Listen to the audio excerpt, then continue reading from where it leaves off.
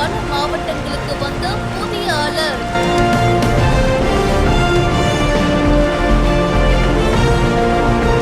அடுத்து 48 மணி நேரத்துல இருந்து 72 மணி நேரத்துக்குள்ள காற்றழுத்த தாழ்வு மண்டலம் இருக்கும் அப்படின்னு சொல்றாங்க.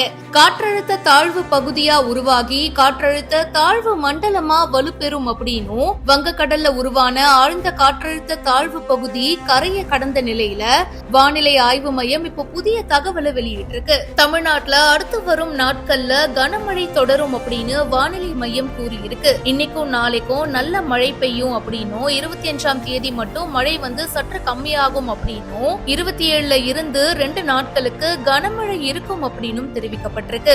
ஆரஞ்சு அலர்ட்னு சொன்னாங்க, ஆனா வெயில் தான் அடிச்சது. இதுக்கப்புறம் எப்படி இருக்க போகுதுன்னு பொறுத்திருந்துதான் பார்க்கணும். இந்த வீடியோ பத்தின உங்களுடைய கருத்துக்களை கமெண்ட் செக்ஷன்ல சொல்லுங்க. இப்பவே பிஹைண்ட் டாக்ஸ்க்கு ஃபாலோ பண்ணுங்க.